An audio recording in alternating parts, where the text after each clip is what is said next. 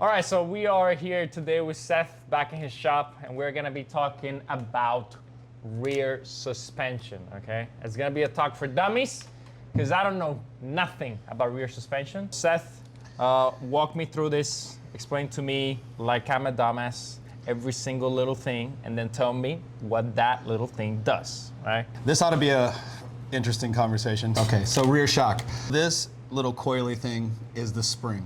It's what holds up your weight when you're sitting on the motorcycle, Puto. Okay. All right. The function of the spring is to hold up the weight of the bike and the weight of the rider together as one. The more aggressive you are on the throttle as a rider, the heavier spring rate you're gonna need in most cases at most tracks. Okay. What is sag? Let's think about, you've got the bike hanging in the air, right? And it's completely suspended in the air, nothing that doesn't touch anything. And you set the bike down, right? Okay. So that's gonna be static sag. What does the bike weigh on itself? So then from the static sag, we're gonna look at rider sag. So from years of engineers studying these bikes, they've got a pretty good idea about what works based on the way the bikes are designed. And ideally you wanna be between 30 and 40 in the front and 20 and 30 in the rear millimeters of sag total. Okay. That means from hanging to you sitting on it in the riding position, right, in your gear, when you're just sitting there, how much sag do you have, right? And so that's kind of the idea. Okay. Now, mind you, some of that will have to be manipulated based on what your riding style is. Yeah. Meaning, are you super aggressive on the brakes? Are you super aggressive on the throttle? Are you a pussy on all of it? Like, where are you, right? And then how much do you weigh? And then what bike do you have? And then where do you ride? Flowy, smooth tracks can utilize more sag. Why? You'll have more edge grip leaned over with more sag. The bike will sit down and grip. Oh, okay. And it will adhere to the track much better. Okay. When you get to a track where there's a bunch of heavy braking like Homestead or Road Atlanta, God forbid, and you're going downhill on the front wheel, you do not want 45 millimeters of sag in the front forks. You want like 35 at most, because you need that thing to hold you up and not squish and flatten the tire. Okay. So that's generally the idea is the sag is designed to support your weight and riding style on the bike at given track. Okay. If we're setting it up for the street, we're gonna find a good even number, something like 40, 45 in the front total, 25 to 35 in the rear, depending on the model, depending on if you take passengers or not, right? It's how much sag we're gonna have in the back. And that would be comfortable for you to ride on the street, because it's not likely that you're gonna get maximum lean angle on the street. So we're not really worried about maximum braking power, yeah. So like, we need the thing to be a little bit more comfortable, but still compliant. Okay. The minute you show up to the Homestead Miami Speedway, all that goes out the window, because I need the thing to support your weight, because the bike's gonna be going like this the entire time you ride it. So when you're doing the baseline setting, what are you measuring besides the sag? When I'm baselining a bike for someone at the track, the main thing we're looking at is the sag numbers, the geometry, the ride heights, and then the compression and the rebound feeling. So like when I'm bouncing on your bike, I'm trying to feel what's happening. If I go grab the back of the bike and I bounce on it, and it starts doing this number, I can tell you right now the rebound's way too fast. Right. So that's why we're gonna slow the rebound down, and then I'm gonna adjust the compression accordingly to where I can feel that I have some kind of balance between the speed down and the speed back up. Okay. So we're looking at the preload. The preload's gonna be based on the sag, and then the compression and rebound is going to be based on the speed of the motion of the back of the bike while I'm pushing on. Got it. So when I see a suspension tech with a little measuring tape measuring with the rider on and off the bike, that's measuring the rider sag. Okay. And then adjusting it. And then when he asks you and your buddy to pick it up by the foot pegs so he can measure it extended, that's the static sag. Okay. How do you control sag? Preload adjuster. Okay, so preload and spring. Preload and spring is how you get sag. Okay. When would you need to change the spring on the rear suspension? Like what situation? Most guys, most tracks, most of the time, and females, will use one spring rate across the board, especially on the rear shock. And what we'll typically do is measure the sag on the bike to see how much you squat the bike and how much the bike squats itself on said spring. Okay. And then we can adjust from there. We can calculate based on how much you weigh and how much sag you have and how big and what bike you ride, and that'll kind of tell us a better idea about what spring rate to run. Now, what's this knob right here? Well, this fancy little knob here is a preload adjuster. The preload adjuster is actually adjusting how much you have preloaded the spring. when the spring comes from stock, this particular spring is 150 millimeters long. Yeah. We install it at the shock, preloaded at 10 millimeters, because that's a good function to keep the shock in the stroke. And then if we need more, because we need more support, or you've eaten a few too many cheeseburgers over the last couple weeks, we can add more preload and shrink the shock and put more pressure on there to help support your weight. Got it. So basically, if you find yourself adding too much preload, you have to change the spring for a stiffer one? We need to go to the next rate. That's exactly right. Okay. So a lot of times with a stock shock on a stock bike at a track day, for someone who has set the sag for the first time I've ever touched their clickers, or they've got their suspension set up for the first time, most of the time we're over there with a spanner wrench cranking preload into the shock to hold it up, because we're trying to get the most out of what they got. Right. In reality, most of the time they end up leaving the bike with me or bringing it to the shop and let me buy the right spring and put it on there and set it up for their weight properly. Got it. What are these two little knobs? All right, so on most of the shocks, some are on the top, some are on the bottom, but these are both compression and rebound. The compression is going to control how fast the fluid can compress inside the shock, and the rebound is going to adjust how fast the shock can rebound itself. So that's controlling more or less. So if you got it bolted in here and here, right? Okay. How fast can this eyelet move up and down, considering, right? The slower you make these, the slower you're gonna have this thing moving up and down, and you'll need different speeds for different reasons, right? So a bumpier track is gonna need, the compression a little more open, give it a little bit more freedom to move around, right? And a smoother track, you may not need that. You can tighten up a little bit on the compression if you want to keep the thing planted. Okay. So just different adjustments for different track conditions typically is what you're looking for with these two here. The different characteristics of the dampening are going to be against that spring. For instance, if you max out the preload on your particular shock, call it what you got, you have what you have. If you max out your preload, the bike is going to tend to be a little springy. Yeah. Because you added so much preload. Yeah, so the spring first once thing, it comes back to if I need to put 5, 6, 7 rounds of preload into somebody's shock, the first thing I'm going to do is slow the rebound down a couple clicks. Because every time you press down, when that spring unloads itself, it's going to want to unload harder. So you're going to need more rebound dampening to slow it down. Okay. So imagine you go crank a bunch of preload into the back of the shock and you go riding and things like, fuck, it's like a wild animal. Oh my God. Yeah. You come in and slow the rebound down. It's like, okay, now it's supporting your weight and it's not jumping around all over the place. Got it. So that's what we'll do. This little gold piece here on the top of this shock is actually the reservoir. It's half divided with oil and half divided with nitrogen. And what we do with the reservoir is divide the oil and the nitrogen. And the reason you need nitrogen is to hold pressure higher than atmospheric pressure, so 150 psi or 10 bar here, to keep the oil from aerating. So the oil is going to go from the base here, that's the seal head. So this is where the oil starts or stops, right? And then the oil is going to travel up through the shock body and all into here, right? And So there's like channels inside of here that go everywhere? yeah, so there's a chamber that comes up here, up to this point right here, where this is going to be your compression, right? Okay. So the oil's going to travel, every time the shock compresses, it's going to push oil up to here, Okay. right? And then this is also connected back to here, so that it can help balance the pressure.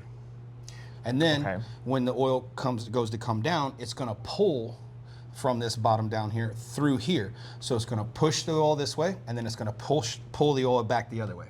So that's your compression and your rebound, and there's channels designed in here to do that. Okay, so when it compresses, basically the oil goes up into here, and then this regulates the speed, and then it goes into the reservoir? Yes. And that's pretty much when it comes back down that it goes through the rebound, right? Yes, and just keep in mind and think about this like as a give or take situation, like waves, right?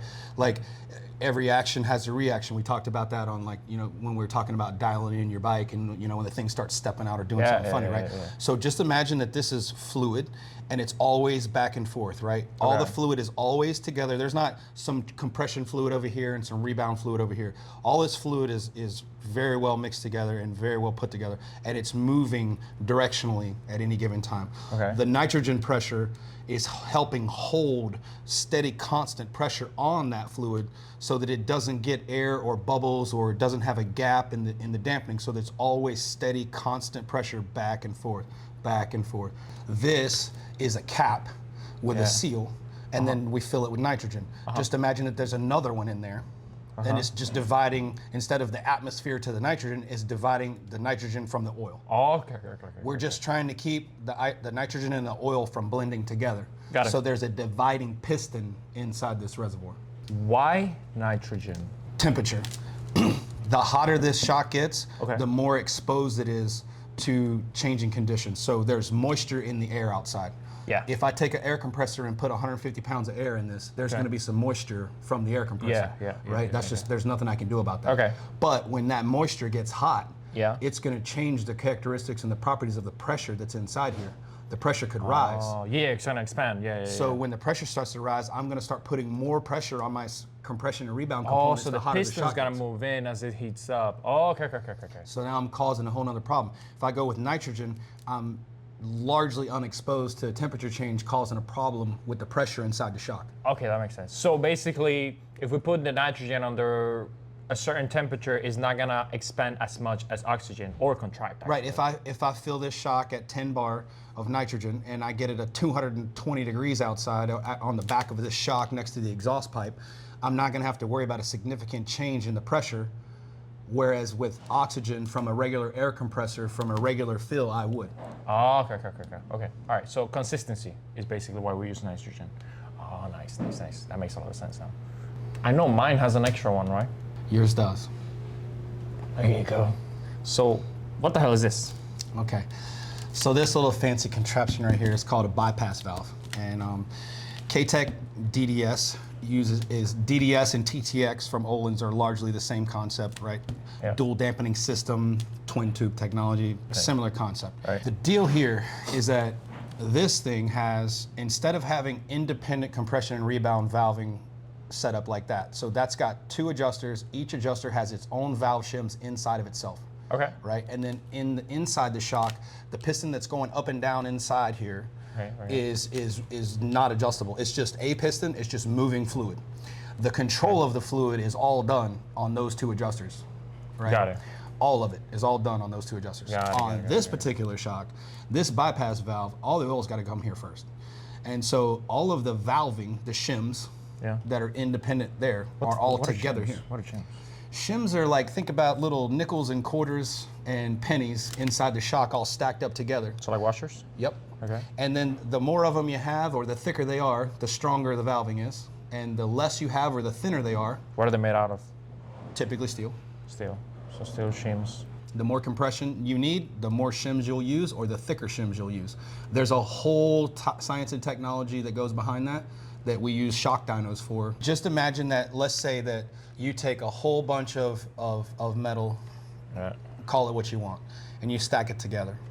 Now this screw up here is what they call the adjustment screw. The little gold one? So if I screw this screw all the way down, Yeah. these shims cannot open, no oil's going by. This shock is not gonna move, it's stuck. The oil's coming through here.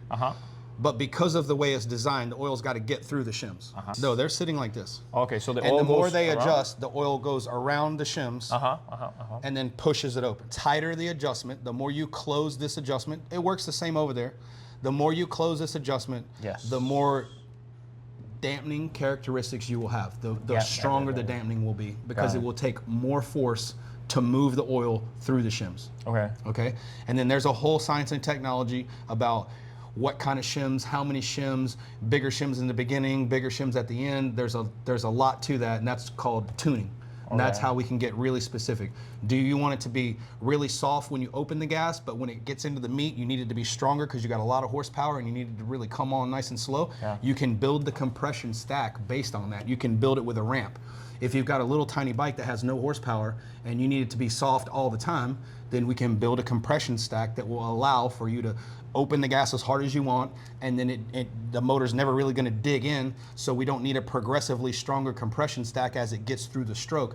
The more stroke you use, it's the same all the way through. But if you've got a 200 horsepower S1000 and you need this thing to be soft when you first get on the gas because you're leaned over at 40 degrees and you're trying to carry lean angle and you're trying to open the throttle, I can make the beginning of the compression stack so the beginning of the stroke could be nice and soft.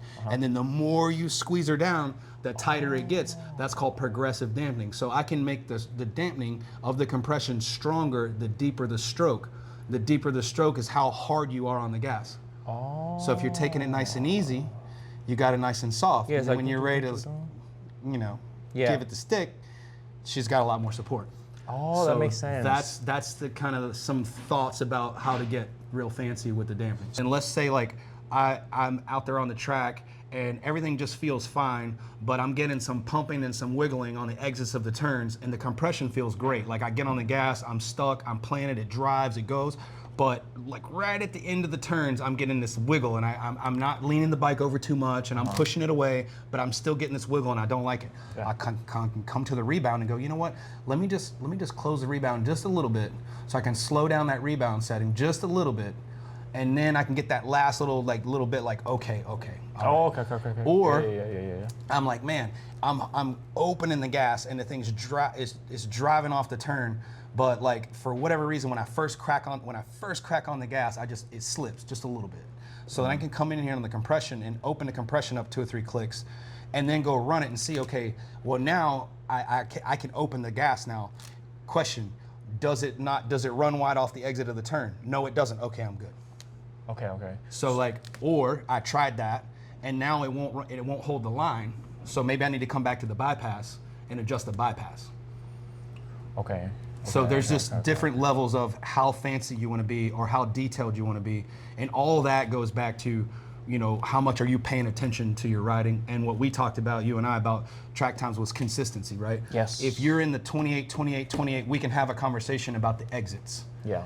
But if you're 28, 24, 28, 27, 31, 32, 28, 27, we don't need to talk about the rebound setting a whole lot. It's going to be like, this is 6, this is 10, this is 12. Come talk to me when you can do the same lap time 3 times in a row. Okay. Like that. Okay. Most of the time, there's really no need to talk about tuning a shock when you're off the throttle. There's very little geometry, ride height, okay.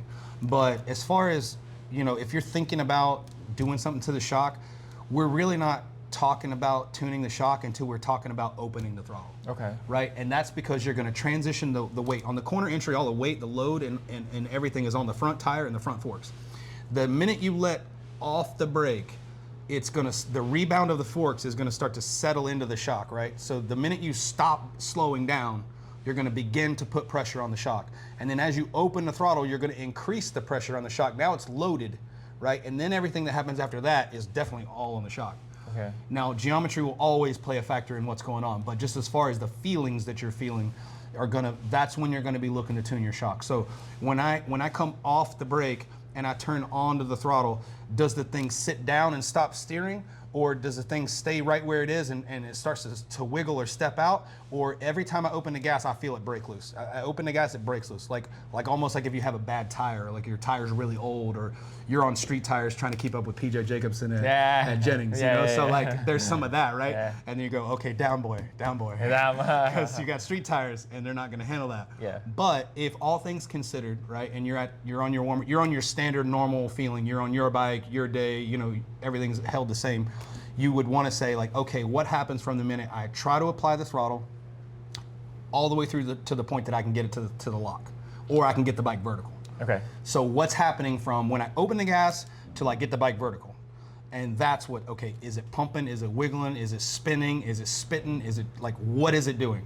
And those are the kind of things that you want to think about. Or it doesn't do anything to piss me off, but it just runs wide and I have to let off the gas halfway out of the turn to get it to change direction because of whatever. So different things are happening, and that's what you're trying to decipher is what happens when I open the throttle. Okay, so basically the shock is the most important thing from the moment that you hit that apex, let go of the brakes, you crack the throttle, so then the bike squats, and from then until the bike is straight up and down full gas, that's where the shock is making all the work, and that's where it matters the most, and that's what we're trying to fine tune, right? Yeah, and even to the point where just that next little step is, okay, what if you do have it on the lock and you've got it at 0 lean angle, okay, but now the thing's doing a tank slapper down the straightaway, that's also the shock, right? Really? So if the thing is, yeah, imagine, okay, what could I adjust in the forks if the front end's wiggling side to side if you're 100% on the throttle? Nothing, because there's no load in the front. Yeah. Exactly right. Okay. So like, okay, did it even occur to you? Maybe not. Most people are coming at me. Yeah. They're like, something's wrong with the front end. Because like, unless your front tire's out of balance or your forks are bent, which we had on that BMW that I was showing you last week with the freaking fenders like all crazy sideways. Oh yeah. Okay, yeah. Customer states that after 200 miles an hour, the thing goes into a head shake. His forks were bent. Okay, like I'll digress. But this one's doing the same thing, but because he's got much too soft of a spring, it's squatted all the way down, and all the weight is sitting down in the bottom of the stroke, and the bike is just pumping on the bottom of the stroke, and it's extending the forks because it's squatted down so far that the front end's barely on the ground. So at the track, what I did was to test and see if that was his problem. Yeah. I maxed out the preload on that. I put as much preload in as I could to support the weight. Okay. It immediately stopped the problem. Oh, okay. I knew 100% he's got too light of a spring. We come back in, we rebuilt the shock, we changed the spring, we redid the rebound to match the spring, and I'm gonna put it back on, and he's gonna love it. Oh. Let's talk about the race line. Explain to me, always stepping out like crazy. Is that because the shock? Why? Why is it stepping out even on new tires? Now I just feel like boom. Well, you just got to remember that if your bike is stepping out, wiggling and pumping, the first thing to consider is you. So it's not wiggling anymore. It's not wiggling and pumping, likely because we've been getting the setup right. But the slide is then from, okay, do I have a good tire and do I have the right air pressure? That's the next thing. Okay. If we have a good tire and we have the right air pressure, Blanco needs some riding lessons, we're gonna need you to lift the freaking bike. The biggest thing is to keep it planted and driving is to push the bike away from you and get the thing up. Okay. So that's a lot for this thing to like deal with. So you gotta try to take as many inputs away from it as possible by reducing the lean angle, taking your body weight, taking your head forward, push the bike up, all those kind of things. You've gotta help it to do that. Okay.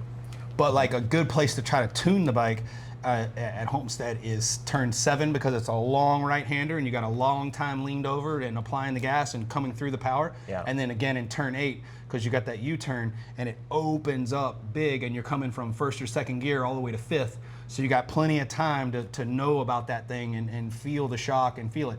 Okay, I get into turn 8 and I crack the throttle and all of a sudden I'm going up to NASCAR 3.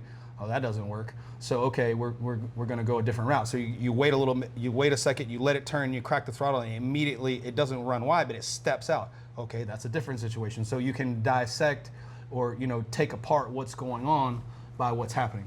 Anything else you want to mention about this shock right here? Well, one thing we haven't talked about is most of all these fancy shocks have ride height adjuster, and that'll allow you to change the geometry of the bike. And that's for another video. You'll notice that most of your stock shocks on stock motorcycles are not adjustable with ride height. The use of the rear brake with the suspension. Yeah, we need to talk about that, right? Well, the use of the rear brake is going to be largely dependent on how coordinated you are. And most of the time, the real use of the rear brake is to keep the bike settled. So you're going to use the rear brake in 2 places. One on the entry and one on the exit. Okay. Number 1 is going to be to settle the bike, right? Settling the bike on the entry with the rear brake is the best way to keep it from endoing. Okay, so but what exactly is it to like load the rear suspension before? If you grab a little rear brake before you grab a handful of front, it'll set the bike into the shock stroke. Okay. Okay, so it'll compress it a little? What happens naturally is when you chop the gas, the shock unloads and it rebounds. If you cover the rear brake while that's happening, it will reduce the amount of rebound. Okay. It'll keep the back end down. Okay. So the bike's center of gravity will be lower as you grab the front.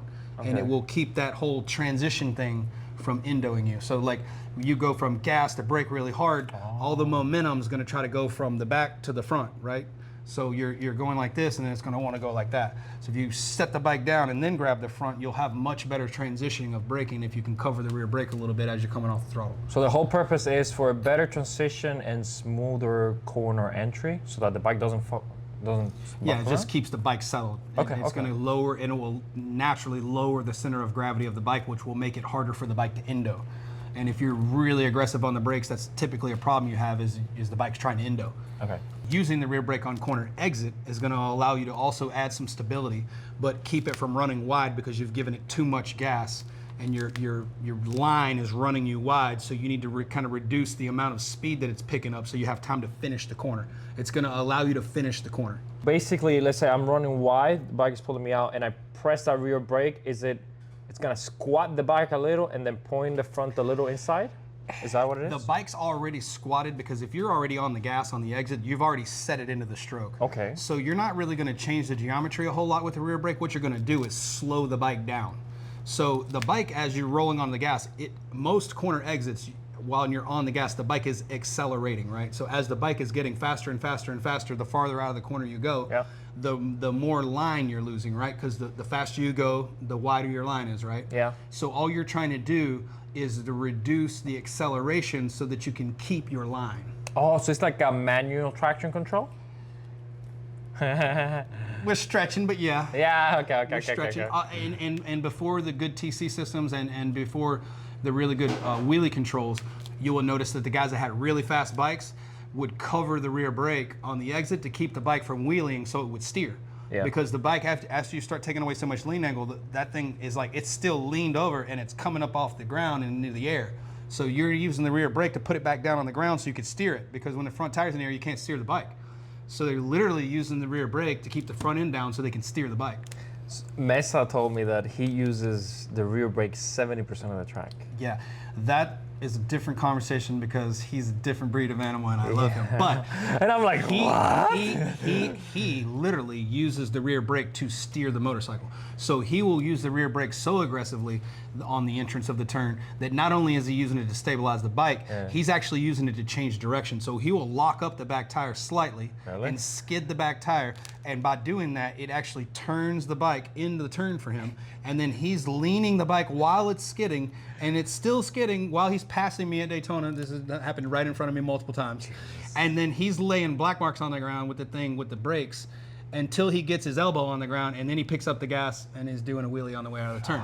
Then he's using the rear brake to keep the bike on the ground again because he's on the gas so hard that the thing's doing a wheelie while the traction control's on. Yeah, he told me he goes over 3 sets of rear pads and 1 front. And I'm like, I don't fucking use the rear brake at all. And he's like, you gotta use it. I'm like, fuck. I've had a couple bikes I've never changed the rear brakes. That's the right foot that I have to use now. Any of my dirt bike guys, and especially all my supermoto guys, that's a very common thing. Like the geometry that we'll talk about later, and the settings and the setups of the supermotos, and it translates from the dirt bikes, is that they're usually taller in the front, lower in the back, and they have a lot of braking stability because they're so tall in the front, but they don't steer well.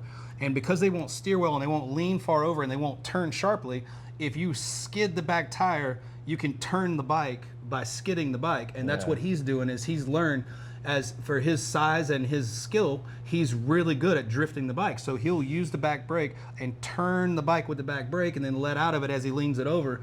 And that's like level 13,000, on level from 1 to 10, that's like 13,000 there. You got to be in a whole nother ball game to play that. And it's amazing, but that's the difference. And I would not really encourage anybody to really learn that. That's top of the top. That's top of the game. You're going to destroy some motorcycles. You are. You cool. are. Well, Seth, thank you very much. Tell us everything. Where can we find you? What kind of services you provide? And tell the people what they can get for you. And then if you want to do some rider coaching or you need some help in the pits or some support, reach out. We do all that case by case and very VIP setting. So as you can see in the background, this is Seth's shop. He's located in Fort Lauderdale, and this is where he does like a lot of his stuff for the people that are in the local area. He does suspension working here, and then whenever he goes out to the track, he also has his trailer set up where he can do anything pretty much. He has a whole like 4 contraptions. I don't know what anything of that is called, but basically he offers coaching for on track. So if you want to become faster, he can definitely help you with that, as you can see from these videos. He goes out there with you. If you don't have a bike, he will rent you a bike and go out there with you. He also does the minis. We're actually doing the minis next weekend for Bushnell. Yeah, so we're going to go to South Florida Mini GP on April 12th and 13th at Bushnell. And got a fleet of 300s that we bring. And if you don't have a bike, you want to show up and learn, let's go. Yeah, so you got a couple of bikes available for April 13th. We'd go and train there, right? Yeah, we've got. Perfect. So if you want to come with us to Bushnell and train a little bit in the Mini GP, just shoot him a message, shoot me a message. It doesn't matter. Thank you very much, my brother. Thanks. Appreciate it. You got it. All right. That was fun. That was fun.